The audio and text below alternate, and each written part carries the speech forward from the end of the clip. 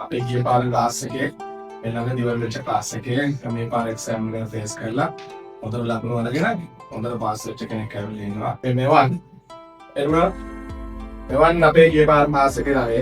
ඔයාලගේ එක්ස්පීරියන්ස් එක ෂෙයා කරගන්න ඕගොල්ලෝ දෙක අද. මගේ නම් මෙන්න මම AP එක්සෑම් එක කරලා ලකුණු 229ක් තියලා පාඩම් කරපේ තියනවා නම් මුලින්ම පාඩම් කරා පළවෙනි දවසේ නම් වැඩ කරා.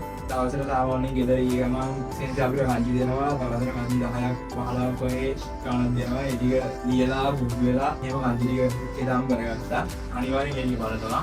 ඊට පස්සේ ආයේ ග්‍රැමර් ටික දැන් අද දවසේ කරන ග්‍රැමර් ටික අනිවාර්යෙන් අද දවසේ කියලා පාඩම් කරා. අනිවාර්යෙන් එදා වැඩි එදා කරන්න ඕනේ නැත්නම් අර අන්තිමට එකතු වෙද්දි ගොඩක් අමාරු වෙනවා. ඔය ටික කවර් කරගන්න විතර බයක් නැහැ. එදා ටික එදා කරගත්තාම මොකද මේ අන්තිම කාලේ ඉතින් වාට අපි පාඩම් කරගන්න තියෙන නිකන් අර සමරියක් වගේ ඔය ඔළුවේ තියෙනවා. ඒ ටික අර මතක් කරගන්න විතරයි තියෙන්නේ. පාසි වෙලා මේක දවසක් ඒවක් ඔය ඇවිල්ලා කන්ටියත් ඒක විලන් පාඩම් කරා. පාසි වෙලා අන්තිම සල් තුනේ වගේ පේපර්ස් තමයි කරේ ගොඩක්. මේ 5 පේපර්ස් කරා, IJP පේපර්ස් කරා. තමයි සෙන්සෙන් තාප්පු ගොඩක් උදව් කරා. පළවෙනි දවසේ දැන් අන්තිම දවසේ ගන්න කොහොමද සෙන්සෙන් ඉඳලා ඉගෙන ගත්තේ. මේ මාස් දෙක ඇතුළත කොහොමද සෙන්සෙන් ඉගෙන ගත්තේ.